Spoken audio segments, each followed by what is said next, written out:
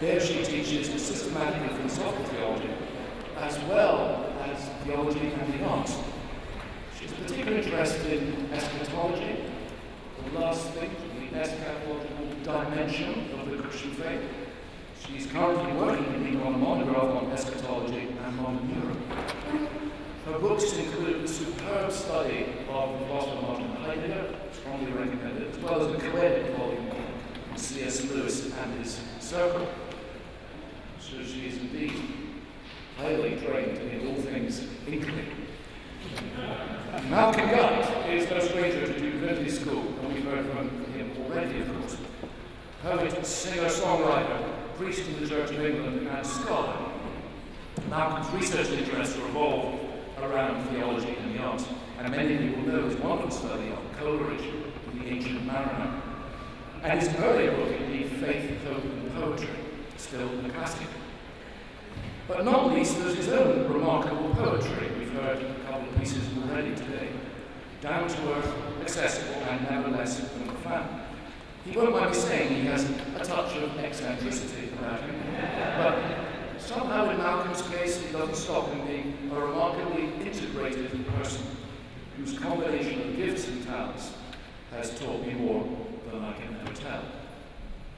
So to lead us in what will be a wonderful session on Inklings of Heaven, creation and new creation in the work of Lewis and Tolkien, would you please join me in welcoming Judith, Wolfe, and Malcolm Guite.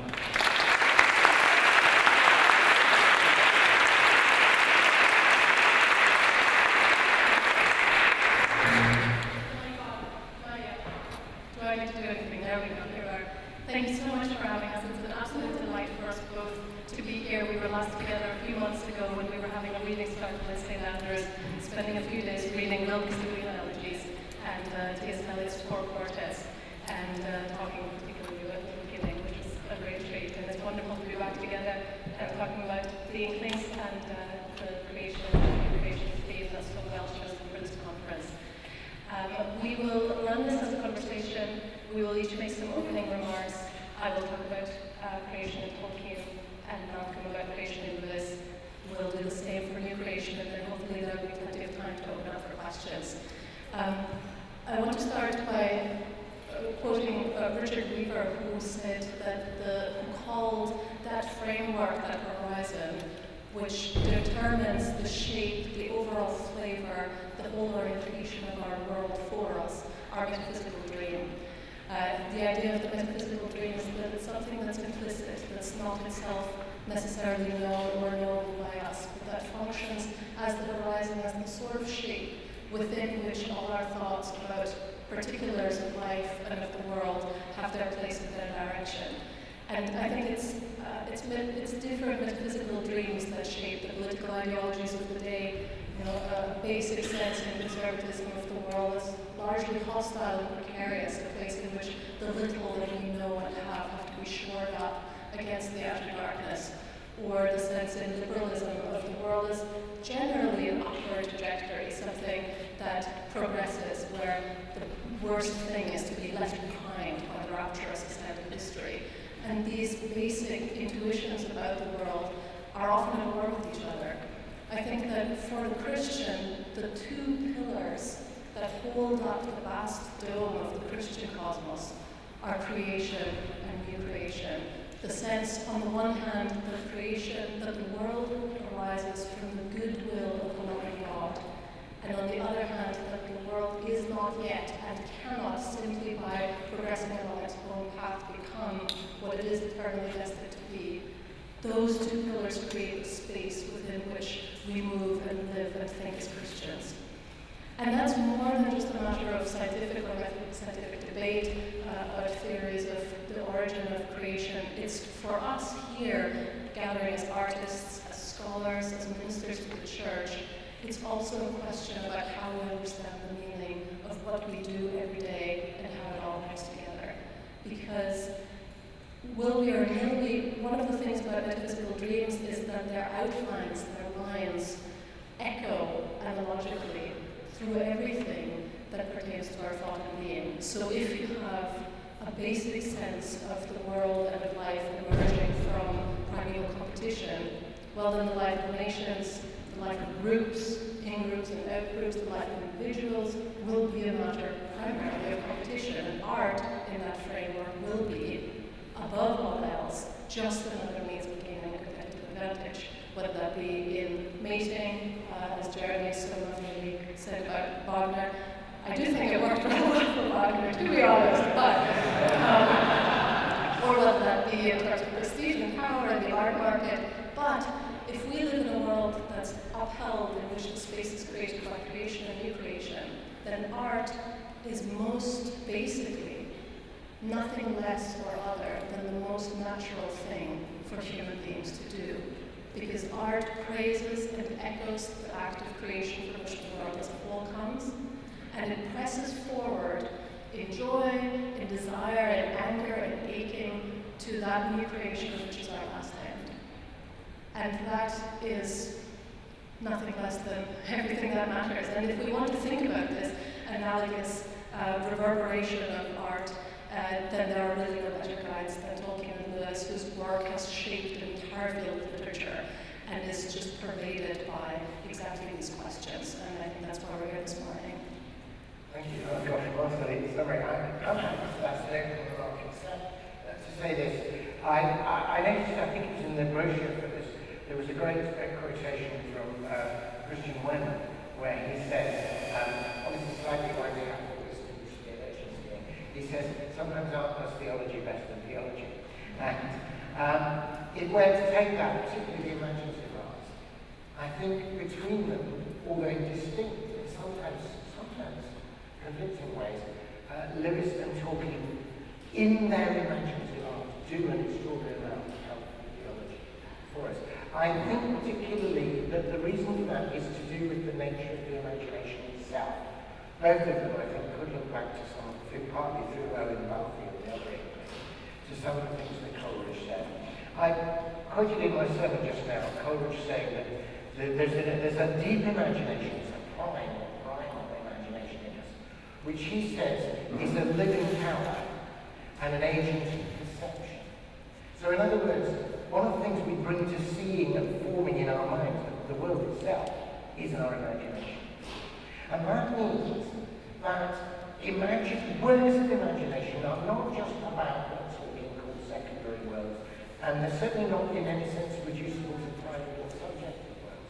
But the way a living artist imagines or reimagines the world, remythologises the world itself, actually alters the way we perceive the world itself, and often very much for the better.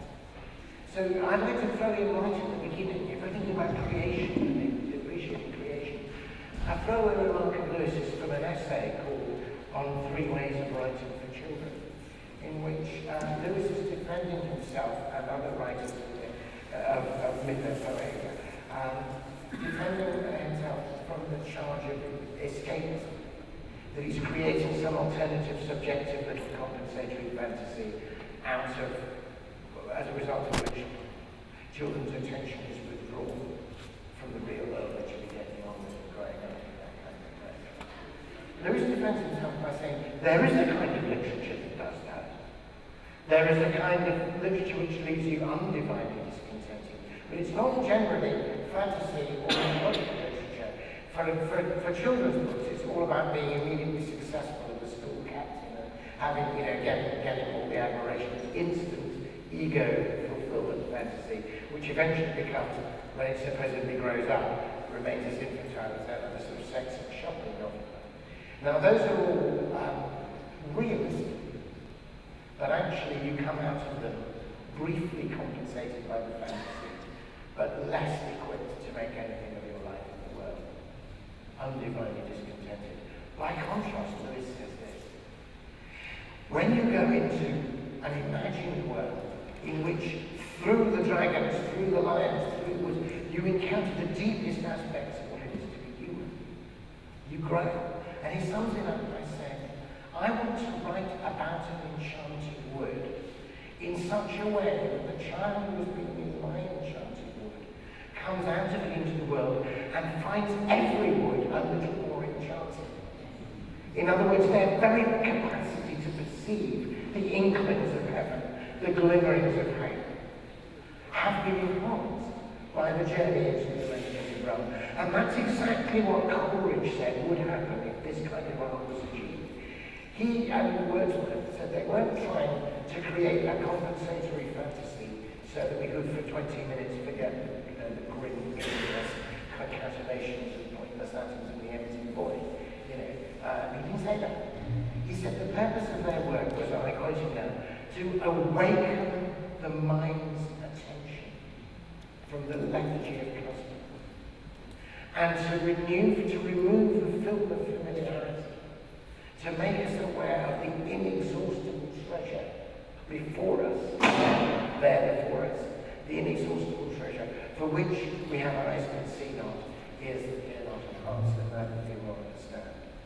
Now I would say that when that film of familiarity is reviewed, when we come out of Lothlorien and back into Judith or wherever, what we see renewed in every tree, in every bird that sings, is not simply a nostalgic yearning for some past thing, but actually an inkling or divination of something that is yet to come.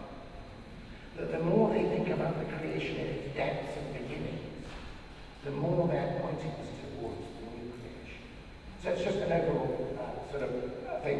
Now I'm going to ask each other things. So I'm going to, Judith I think is very much, certainly more of an expert on Tolkien than I am. And so I want to ask you if you would. I would say a big thank you to Judith and Guite to the slideshows. We discussed the text together, but I'm not very handy with, technology, so she's produced this. And I particularly like the ink that's spilled on there to keep us with the Inklings of heaven. Now, if I'd been British, that would have been an accident. But it's art. So can I ask you to tell us a little bit about Tolkien's take and on and understanding? Let's begin with creation. We'll move in the second half to recreation. That will lead to it. Tell me about Tolkien's take on the creation itself, the cosmos. And perhaps as he understood it both theologically, the great Christian, but also look at perhaps understanding personally as a maker. I would love to. And I've called up this particular poem, which we'll get to in a moment. What I find fascinating about Tolkien and his thinking about creation is that he cannot think creation without thinking it through artistic creation. The two are simply inextricably linked for him. And most scholars, and I say this again and again, most scholars talk about this in terms of a birthright, a sort of human ability to imitate the divine act of creation, acts of sub-creation. I should say that for somebody who is as sensitive to the beauty of language as Tolkien was, who loved the sound of the word Salvador, I do dislike his two main terms, sub-creation and catastrophe. I agree with sub-creation. Sounds like you're making a very elaborate sandwich. Yeah.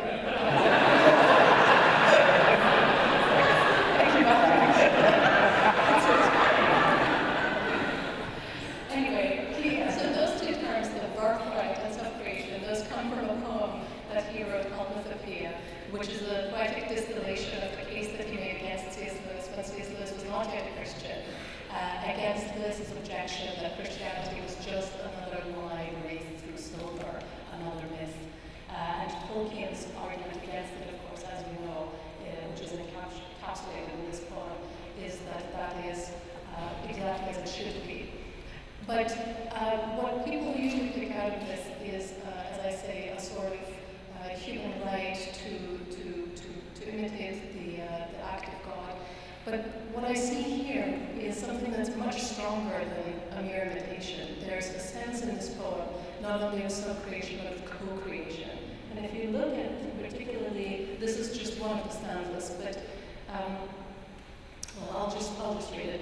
He sees no stars who does not see them first, of living silver made, that sudden burst to flame like flowers beneath an ancient song, whose very echo after music long has since pursued.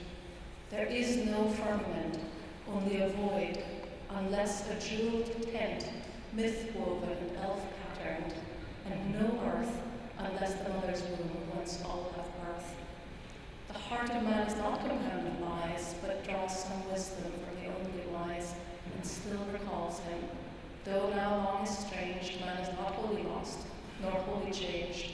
Disgraced he may be, yet is not dethroned, and keeps the rags of lordship once he owned, his world dominion by creative act. Not his to worship a great artifact, man, sub-creator, the refracted light through whom is splintered from a single white to many hues and endlessly combined in living shapes that move from mind to mind. Though all the crannies of the world we filled with elves and goblins, though we dared to build gods and their houses out of dark and light and sowed the seed of dragons, 'twas our right, used or misused. The right has not decayed. We make still by the line which are made. I think this is wonderful, and particularly this fascinating first bit of this stanza. The stars and the earth, they are not living silver, they are not flames like flowers, but we don't see them.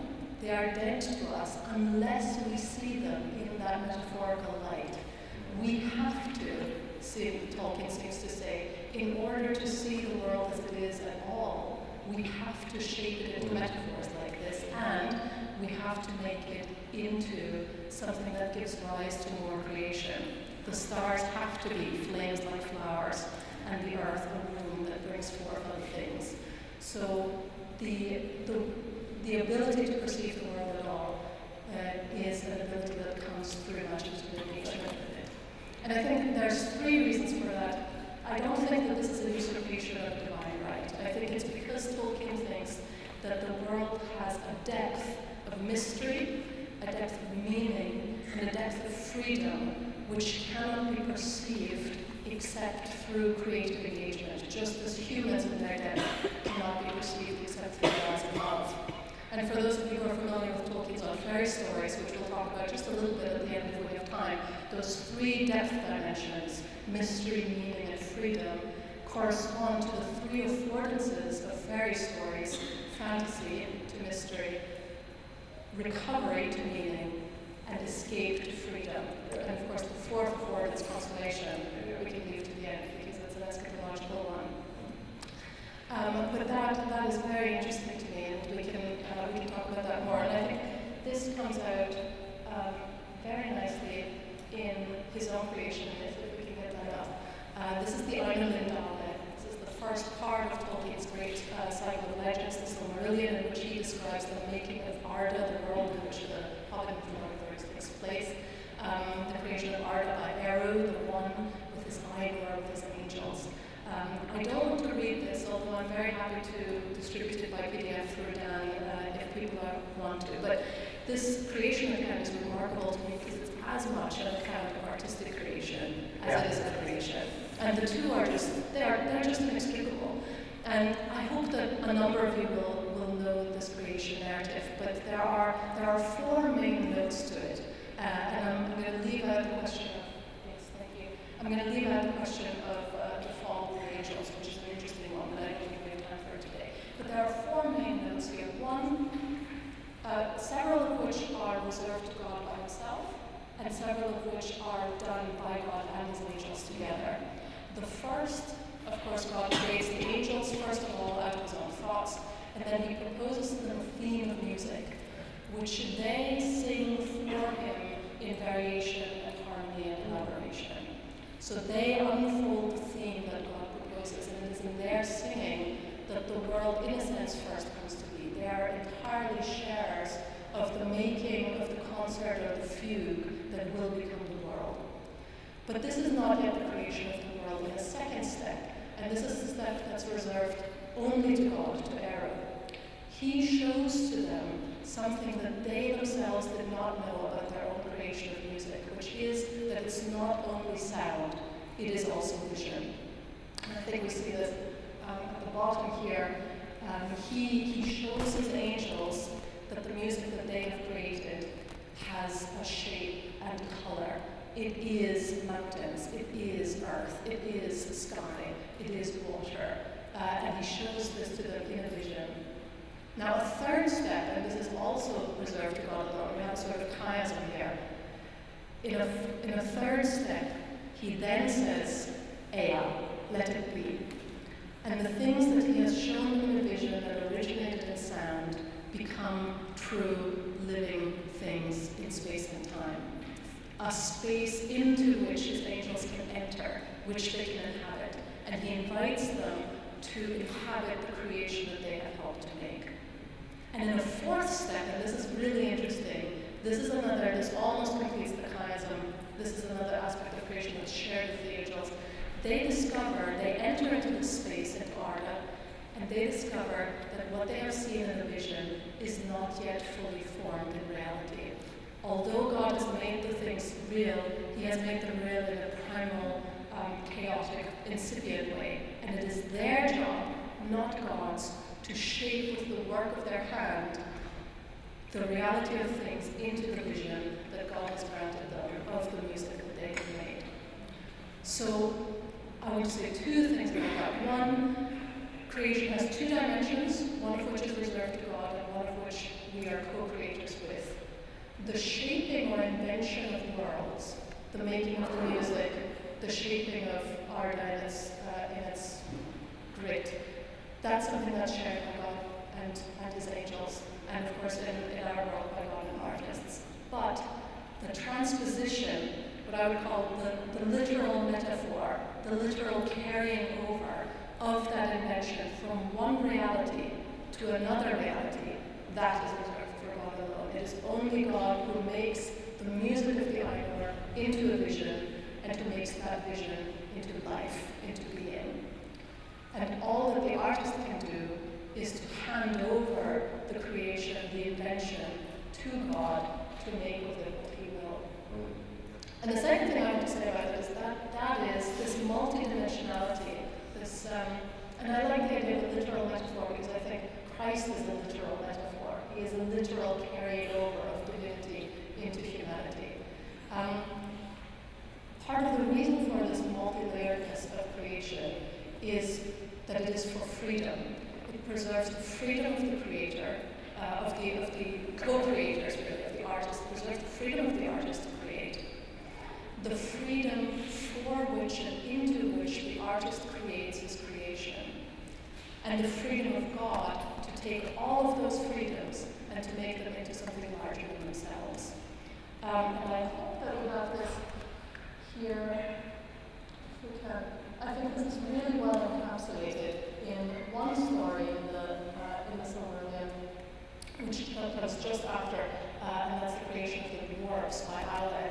And Malcolm, we don't have this on the sheet, but would you be willing to get up and to read for us? And that's where we'll leave creation and Tolkien. Right. Okay. I have to get the dwarf part here.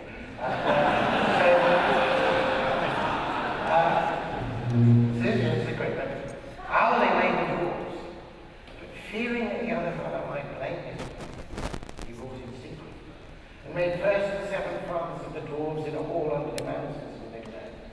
Now, Ilúvatar knew what was done, and in the very hour that Alle's work was complete, and he was pleased, and began to instruct the dwarves in the speech that he had devised for them, Ilúvatar spoke to him, and Alle heard his voice and was silent.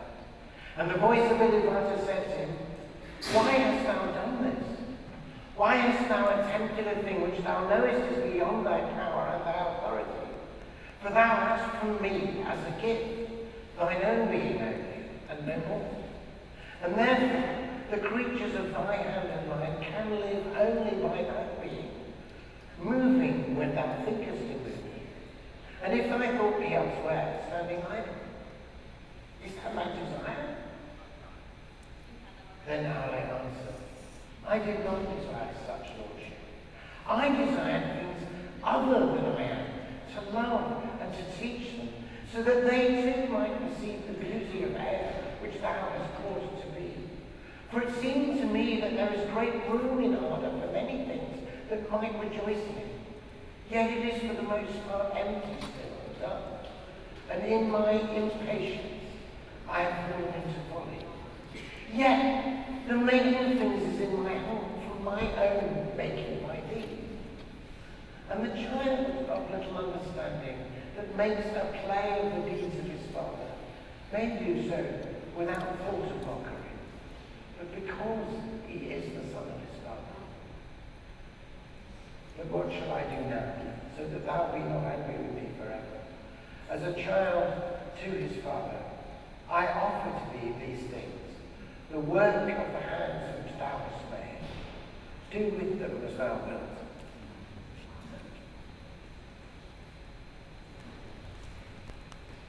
But should I not rather destroy the work of my presumption? The now they took up a great hammer to smite the Wolfe, and he wept.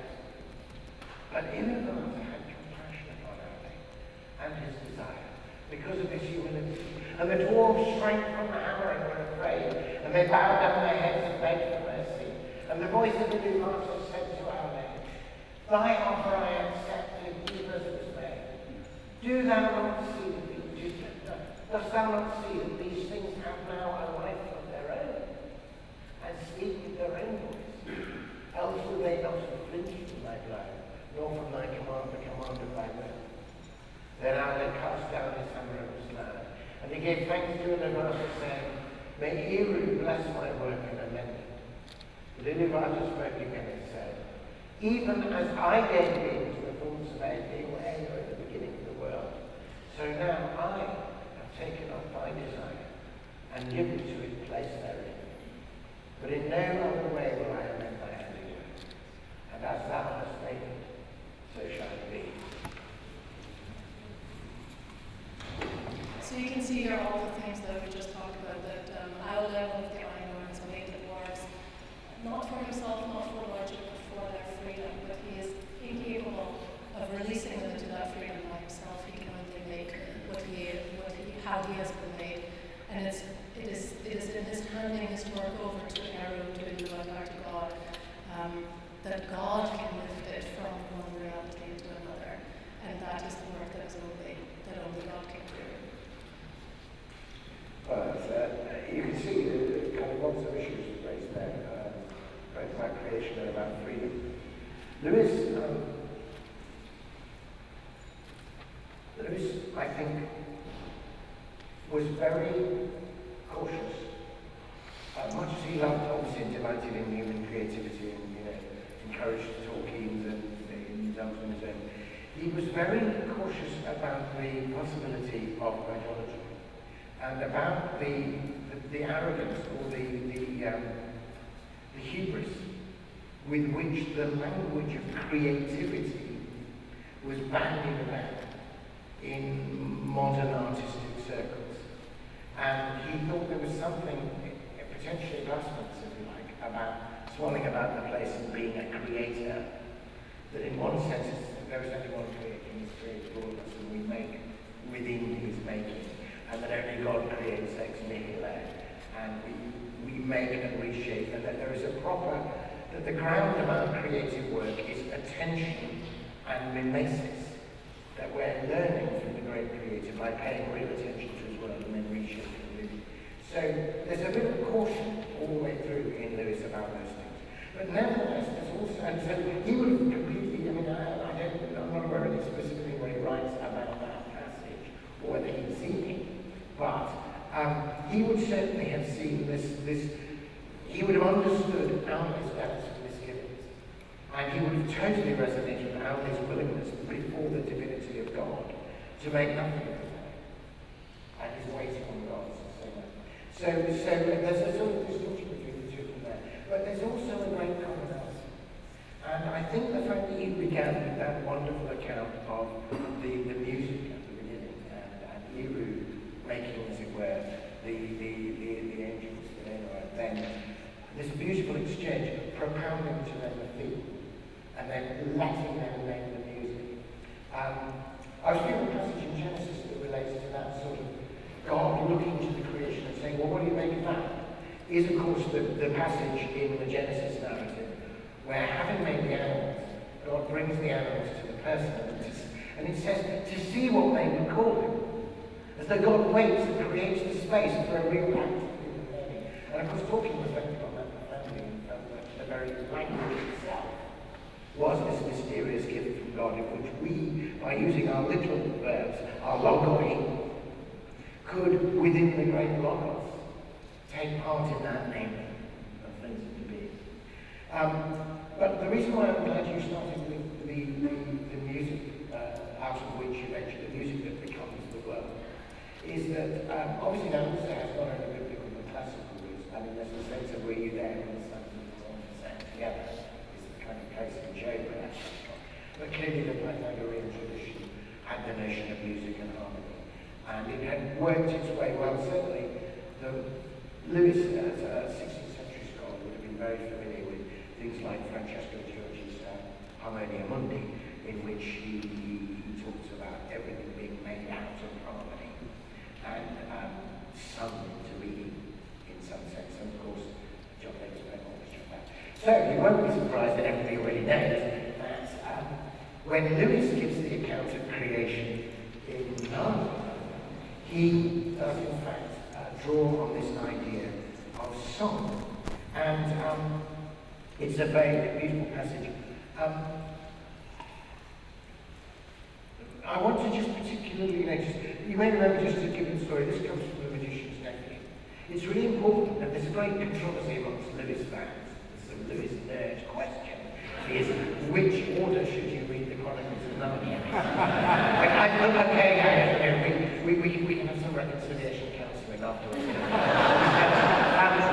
But obviously there are those who take the view that you should read it in, as it were, the chronological order of the imaginary world, in which case you start, you see the But now, certainly if we speak of creation and new creation, and particularly the Christ event, as it was the end of the beginning, and the death and resurrection of Jesus, as being the pattern by which you understand what creation is in the first place, as well as how it can be renewed, then in fact, in those terms, the order is quite right, and it's actually part of the music and power of what he does.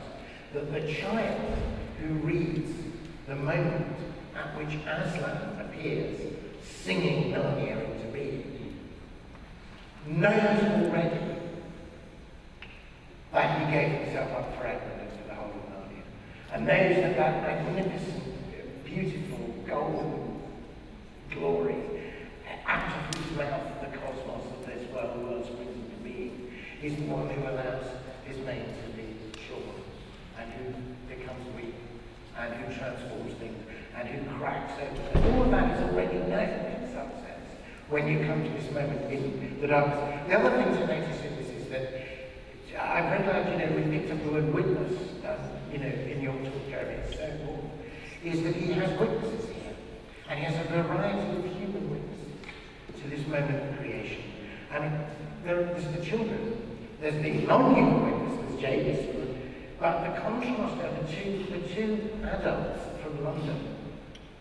Uncle Andrew, the sophisticated, clever, but corrupt, sort of professorial magician, who's become seen knowledge as only the route to power and manipulation, who's already running around trying to think how he can acquire power.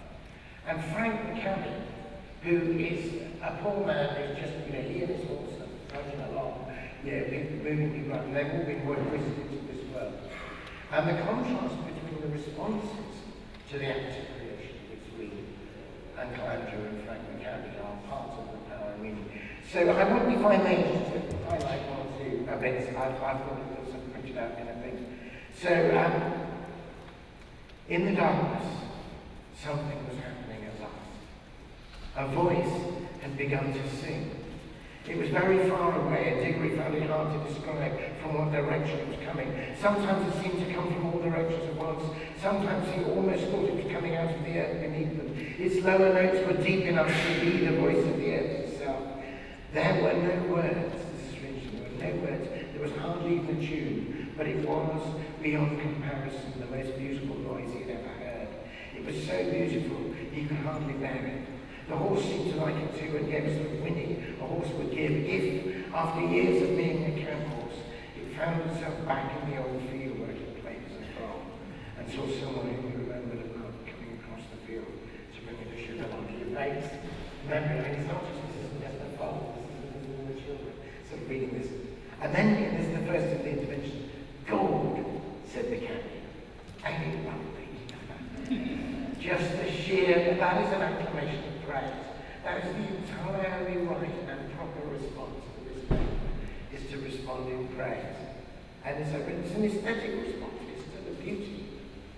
And then, of course, suddenly he summoned the stars into being. The two wonders happened at the same moment. One was that the voice was suddenly joined by other voices, more voices than you could possibly count. They were in harmony with it, but far higher in the scale. Cold, tingling, there's a little wordplay there, cold, tingling, silvery voices. The second wonder was that in the blackness overhead, all at once was blazing with stars. They didn't come out gently on, so suddenly the stars are called as things. And this is an exact parallel with the creation account, in a sense, as given by Tolkien. And there's the voice first, that there are the words, and then the stars come into being. But there's not the parallel ends. He doesn't give the stars something original to sing, but there they are. And then you get the second response. He's really interested in the human response to this. The cabbie says a second thing. Glory be, said the cabbie. I think the great man. I'd have been a better man all my life if I'd known there were things like this. I think that's really one of the great moments in this. You know, of course, how deeply soaked in Plato he is, and how he understands, this Platonic triad of the true, the good, and the beautiful. And he perceives one of the fundamental problems of modernism is the divorce between the aesthetic and the moral response to the goodness of creation. The dividing, as it were, that there's aesthetics over here, and aesthetics makes no moral demand on you. It's just there, you have an aesthetic response to it. And ethics is some other thing that you've constructed as a behaviour in the the two things are utterly split in the modern world, whereas the ancient world sees these as two things, and much reflected in language. We use the word fair to describe something which is beautiful, but also to describe something which is just, and right, and only fair. And there's a sense in which those two things go together. And the cabbie, just by looking at the moment the stars sing, saying, this, if I had heard this, if I truly heard this music, I'd have been a better man all my life. That the goodness of beauty calls out the goodness in a person, the goodness of a moral response. And then, of course, the voice goes on singing, and if we really want, we would see that it is as himself who's singing, and singing all things to be. Now, that's one way in which Lewis, in the Narnian realm, helps us to think about what the creation is, and takes us back to a beginning. And you can see that that beginning is evoking something in the person. He briefly talks about how the horse neighs in such a way that it somehow remembers its foal, and things like that. Now, Lewis took that very, very seriously, and he said, I think, his friend Charles Williams used to quote the thing from the Theologia Germanis saying, every man is the atom of his own soul. And Lewis, I think, very strongly felt that the more we deal with the biblical narrative of the in principio, in the beginning, the more the paradisal images force us, as it were, press us, create over us, in which we take away all the veils of habit, all the films of familiarity, and begin to think about our own origin and the very core of our personhood. And there's a wonderful passage, I don't know if you've got it up, in Lewis's preface to Paradise Lost. It's a wonderful literary critical book on how to read Milton. And in his chapter about Milton's description, or non-description of paradise, he says some really, really interesting things. He says, this is okay, he says, the naive reader thinks Milton is going to describe paradise as Milton imagines it. In reality, the poet knows that this is useless. His own private image of a happy garden, like yours and mine, is full of irrelevant particularities, notably of memories of the first garden he ever played in as a child. But the more thoroughly he describes those particularities, the further we're getting away from the paradisal idea as it exists in our minds. And then he says this, for it is something coming through the particularities, some light which transfigures them, which really counts. If you concentrate on them, you'll find them turning down cold on your hands. The more elaborately in that way we build a temple, the more certainly we shall find them completing it at the goddess flame. Yet Milton must seem to describe this whole history, you can hardly say nothing about paradise in Paradise Lost. But while seeming to describe his own imagination is the key, he must actually arouse ours. Not to make definite pictures, but to find again, in our own depth, the paradisal light, of which all explicit images are only a momentary reflection. And then a famous passage. We are Milton's organ. When he appears to be describing paradise, he is in fact drawing out the paradise's stock in us. Isn't that an interesting way of thinking about how a great imaginative word works on it? Lewis is riffing on a literary critical cliche, which is that Milton is the great, as it were, Baroque organ player, the master of the language, that he plays the English language in a series of sort of elaborate fugues. But it's not the language he's playing, it's your imagination. And he's pulling out of you and then releasing you a voice. Now, I bring this passage up because there was a danger when you talk about theologies of creation, as though it was an account about back then. And I think for both Lewis and Tolkien, to speak of these origins at all is to speak of the depth of the soul and its roots and beginnings and the garden in here, as much as it is to speak of an understanding of out there and back there.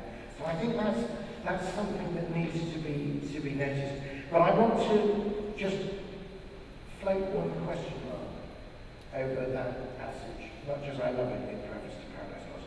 Did you notice the way Lewis shrinks back from particularity?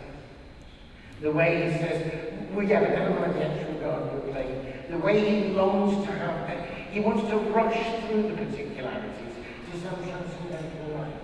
And I think this relates, and we see it much more strongly when we talk about the new creation of the eschaton. I think this relates to something that Jeremy helpfully drew to our attention, which was this question of whether in some readings of the new creation, we leave the old creation behind immediately, there's nothing left, there's nothing there before us, and we don't have that. You know, of course there is a death and resurrection. Of course, you know, what you sow does not flourish unless you let it go and sow it. And what you sow is not the body which is to be. But nevertheless, there is a continuity. Nevertheless, the seed sown in dishonour is raised in glory, and sown in weakness is raised in power. And there is a continuity. And I think Jeremy was hinting that there is an issue with some aspects of Protestantism, that it flies away too fast from the particular and the material, and that we need our Catholic and Orthodox brothers and sisters grounded quite literally in something which has a bigger and better place for the particular material because of a sacramental tradition and because of a much clearer understanding of the physicality of the bodily resurrection. And I just want to say I'm uneasy, much as I love Lewis, about his shying away from particularity. Yeah, I think that's fair. I think that's fair about this passage, although this passage does talk specifically about Milton. And if you take things like the episode of the lizard in The Great Divorce, you do have Lewis in his appreciation both of the body and of the continuity. But I do think that there's something here about Lewis's Platonism. He does transform Platonism in fascinating ways, but there is a sense in which for Lewis, as for Tolkien, the world is not yet finished. Yeah. But for Lewis, it's not yet finished in the sense in which this phenomenal world is not the world of ideas, is not yet fully there. It's God's work to make it fully there, and not ours. Whereas in Tolkien, there really is a sense that we are peopling the world that the new creation will be filled with, which is remarkable. And for Lewis, and therefore for Lewis, even though Lewis has an amazing imagination, and a very particular imagination, it's really the particular images of the fawn and the dragons that live in our imagination. Absolutely, he really is. But if you look at his comments about it, the purpose of those creations for him really seems to be to recall us to a vision of the world as it really is. And he has a very strong sense of the world as it really is, to which we are to be recalled. Exactly. And that's what Aslan says to Adam and Lucy at the end of the Voyage of the Dawn Treader, you know me in this world so that you may know me better in your world.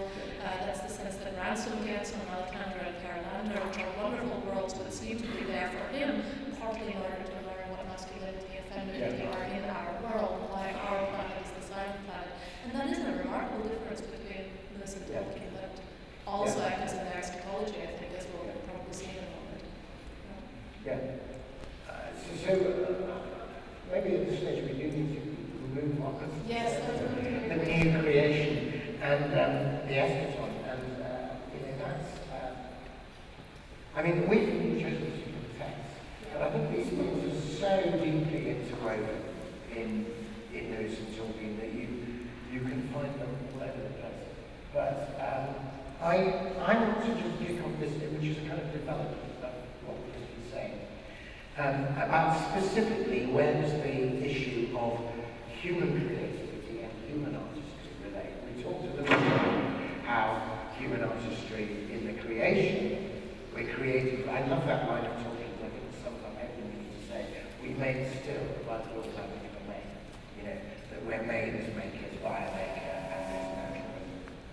But when we come to the new creation, and particularly to imagining here before they've broken into reality, or now become the new reality, to imagining the new heaven and the new earth, imagining the eschaton, imagining in some sense what it is for us to move from the mode of being that we're in now to that fulfilled mode of being.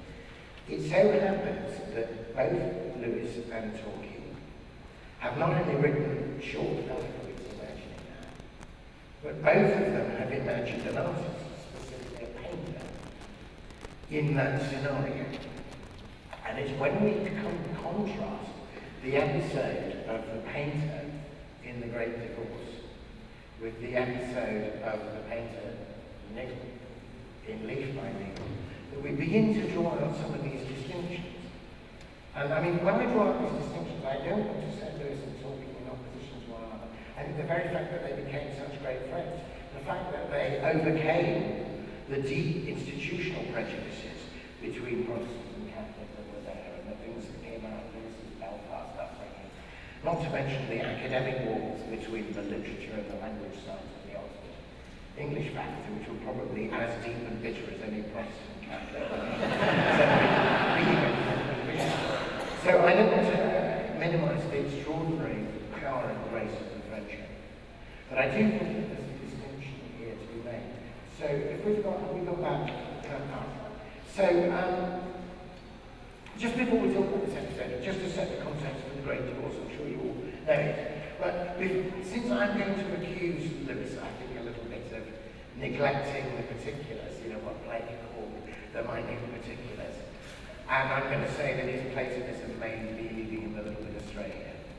I immediately want to counterbalance that by saying that one of the great things about The Great Divorce, as a simple teaching image, is the idea that heaven, the spiritual, the true realm, not the shadowlands, is so much more real than that, so much more particular, that you can't, if you're not ready for that kind of reality, as Eliot says, humankind cannot endure too much reality. Even the blades of grass seem to pierce your feet because they're so much more real than you are. So I want to say, in the bigger context, there's something wonderful there. But you may remember this episode. Lewis is with his own great teacher, George MacDonald, and they're viewing, as it were, various episodes of encounter between those souls who, as it were, have the opportunity, they can have day trips from hell to heaven, and they can stay if they like, but some choose not to stay. And he just looks at those encounters. So what he shows us here is a chap who is a painter who actually starts more or less like Pascal. By God, wow, God, amazing, when he's looking at the reality of heaven. But unfortunately, it doesn't stay there. So, just briefly, God, said the ghost, glancing around the landscape. God, what? Asked the spirit. What do you mean, God, what? Asked the ghost. Grandma, God is in heaven. Oh, I see, I only meant by God, that's something. All this, it's, I should like to paint it. And of course, we gradually realise that this is the painter who's died, meeting another painter who's now much more indebted, as it were, in heaven. And the one painter has come to find his fellow artist to welcome him and usher him into heaven. That's the scenario. But, counterintuitively, the painter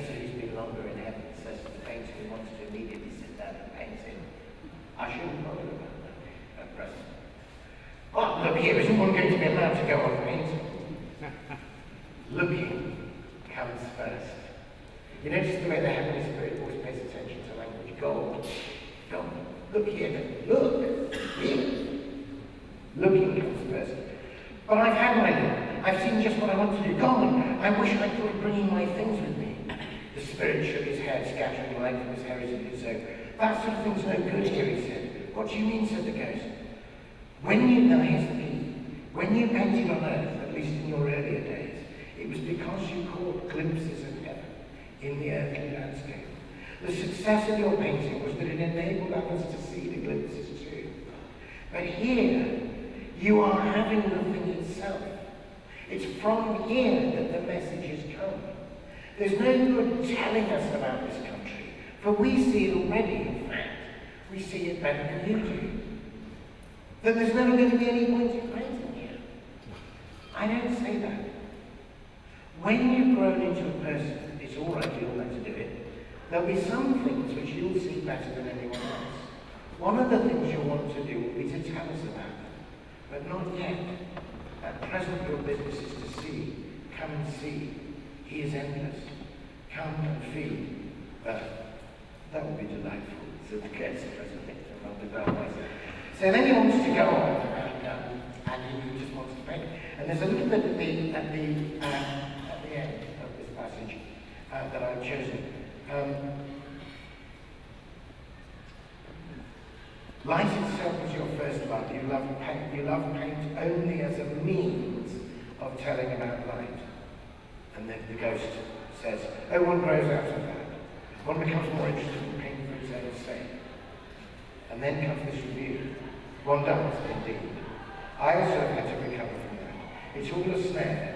Ink and catgut and paint were necessary down there, but they are also dangerous stimulants. Every poet and musician and artist, but for grace, is drawn away from the love of the thing he tells, to the love of the telling, till down in deep hell they cannot be interested in God at all, but only in what they say about him. Which doesn't stop at being interested in paint, you know. They sink lower and become interested in their own personalities, and then in nothing but their reputations.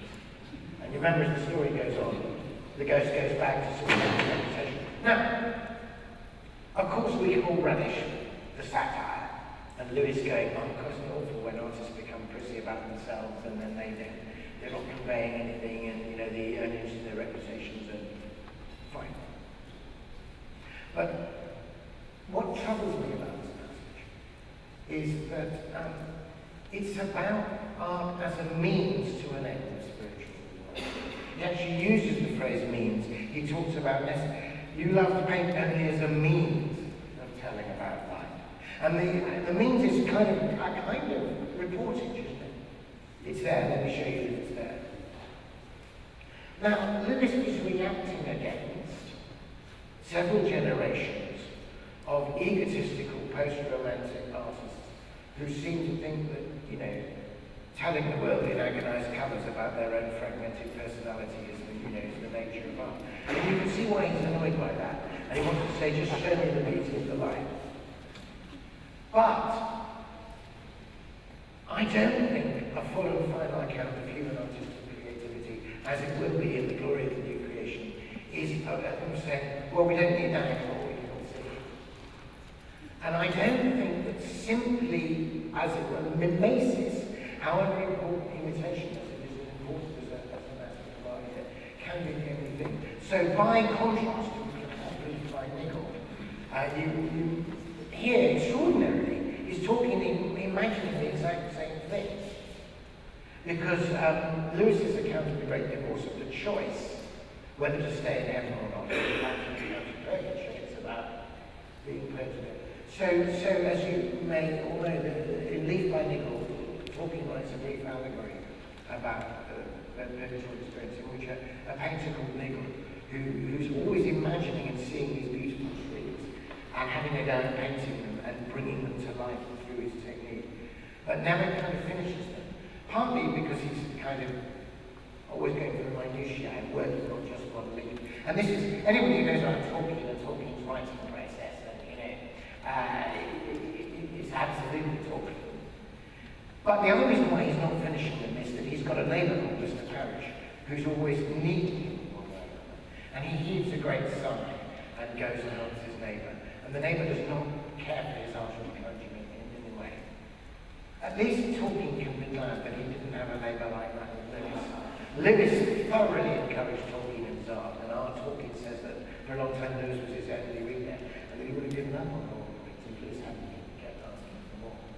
So there was a... But anyway, in the story, anyway, they both die, which in the Allegory takes a long train journey, and they all have to go through this painful experience.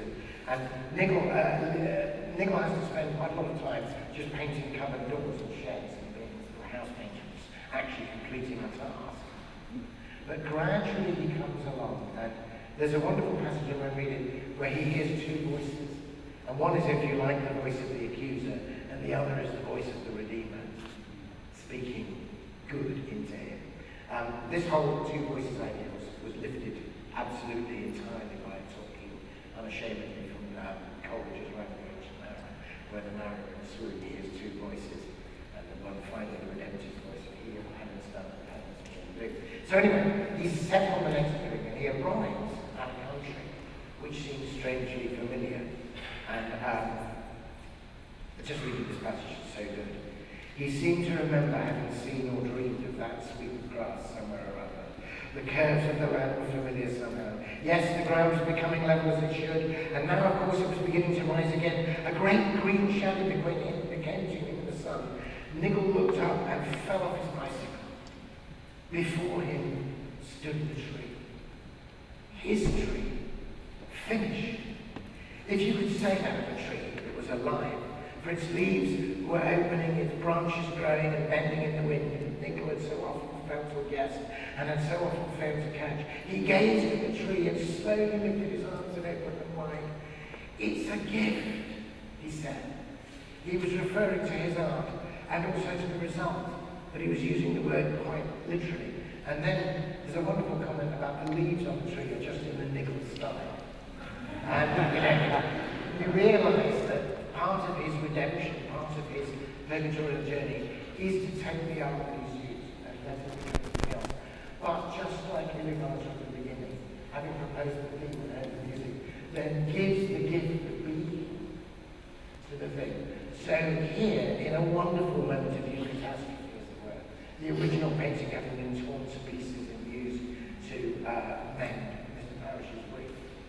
Now Parish and Nigel walk into a country in which they are co-creating beauty together, and God is giving beings to give to that beauty. But it's more than that. The place becomes known as Nigel's Parish, and it turns out to be a place of healing and redemption for many other souls from earth. So God not only permits and enjoys the art in itself in the new creation, but sees the artistic contribution as itself part of the healing that comes. Now you can see the difference there between Lewis's caution and fear of idolatry, and, if you like, Tolkien's great hope that in spite of all, even this can not only be redeemed, but can become part of the glory of God. So I just think that's a contrast that needs making in the head. No, absolutely. I think that's spot on. That's exactly right. Tolkien does have his cautious moments. I'm thinking particularly of his late poem about the voyage of St. Brendan, in which he ends by saying that Brendan, who has seen the undying lands, that his bones lie in Ireland. His bones do not lie in the undying lands, they lie in Ireland. And there's a sort of loss of hope for the undying lands there. But in general, I think you're absolutely right. And it's, I think it can be summed up, and Jeremy's just showing that we have to move to Q&A in a moment, but I think this can be summed up by saying that for Lewis, the imagination is necessary in this world, partly to recover the meaning that God has already put in creation, but partly also because the imagination is the only means by which we can break out of this current world, which is as yet unfinished, and imagine or desire that world which is to be, in which we can raise up our souls into the realm of the forms that are yet to come. And so the imagination is that which takes us out of the underworld of the queen and the silver chair, that which takes us out of the shadowlands and gives us a glimpse of the yet to come. But This means that for Lewis, the imagination is a fundamentally ambiguous thing because he also, in his Platonic vein, conceives of the new creation as precisely the move from mere phantasm to reality. It's the move of the toy soldier, the tin soldier that becomes real, of the phantasmal Narnia that becomes the real Narnia. And so the imagination, by its very nature, also entangles us more deeply in this realm of mere phantasmal imagination. It was interesting when I tried to read that. When I came to reread the passage in The Great Divorce, in my mind I found a very clear contrast between the artist having to leave his brushes behind and just observe the reality happening in Lewis, and Nichols' art. But when I came to reread it, I did see that there was this passage where the artist says, then there's never going to be any point in painting here.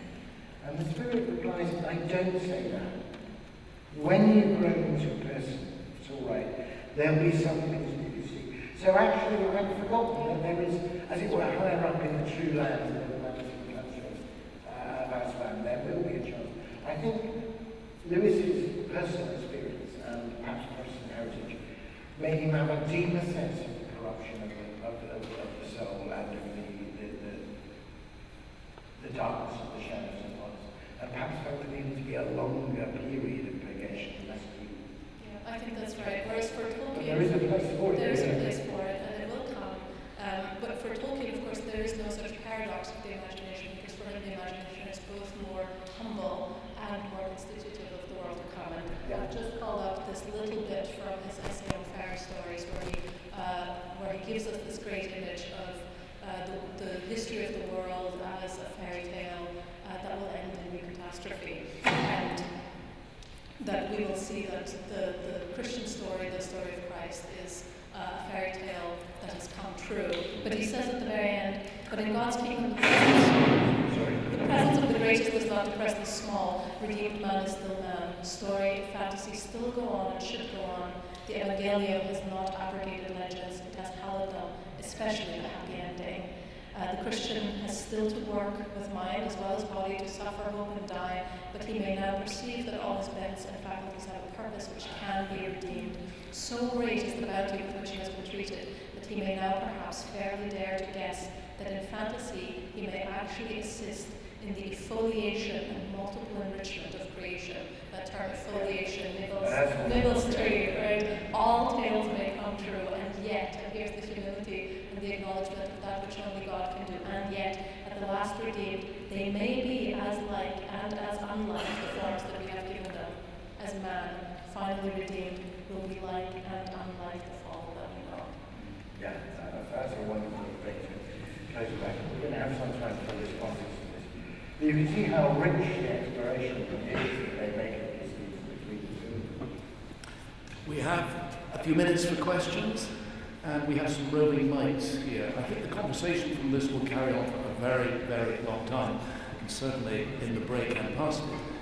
But in the meantime, some questions. If we could keep things really concise, that will enable maximum participation. Nice and concise.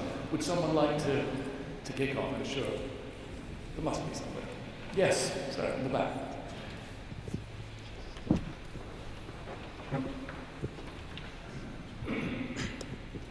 First off, thank you all so much for this. This was really excellent. I was thinking about kind of the form of both Lewis and Tolkien's work as allegorical, and I'm wondering about allegory as a possible kind of temptation to this mimetic representation that you've been talking about, because of its kind of one-to-one correspondence with another kind of vision of the world. Does that make sense? And yeah. So just to respond to that quickly, I mean, it so happens that when we're making the contrast between The Great Divorce and The Nichols, they are both particularly allegorical in ways. But we have to bear in mind that they both say, in different ways, I heartily dislike allegory. And when Lewis first praised Tolkien's work in a letter, he said it has no taint of allegory. And yet it is fully suggestive of incipient language.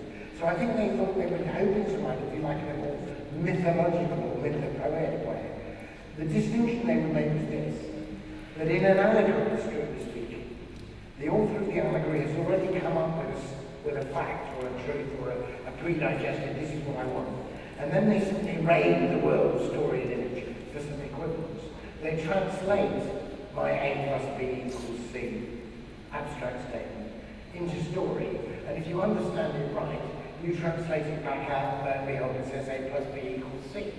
But nothing transformative has happened in the allegory. The allegory has literally just been an unread discourse. Now, neither Lewis nor Tolkien wanted to do that.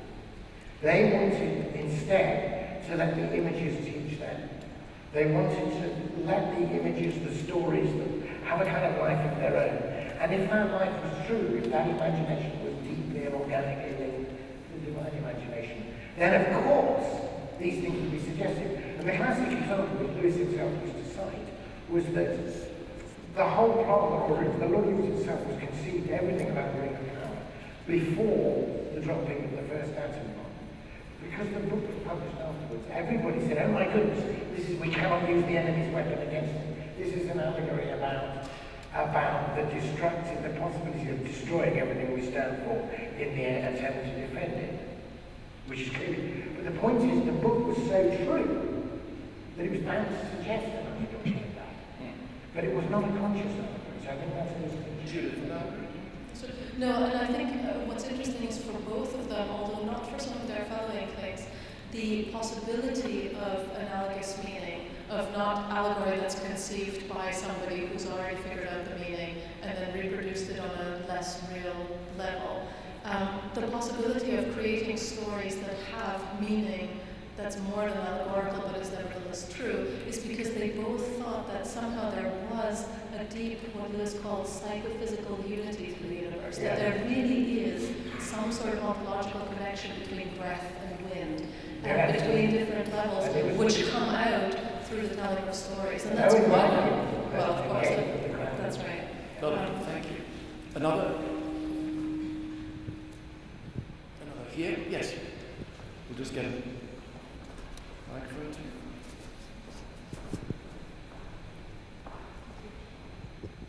you. Last night, Dr. Begbie mentioned Flannery O'Connor and the way her art would, I think the term you used was jerk the imagination or jolt the imagination out of complacency and reductionism. And you guys have done such a beautiful job of showing how art can be not just a picture of, but a part of new creation. And I'm just wondering how art like that fits into the theme of new creation.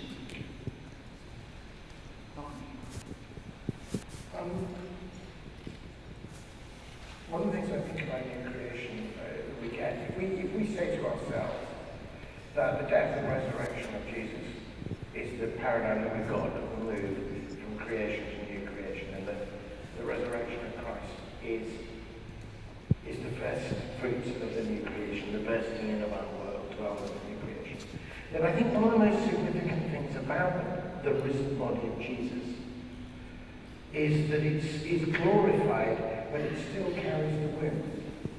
And that it's the touching the wounds that will assure Thomas that this is the risen Lord.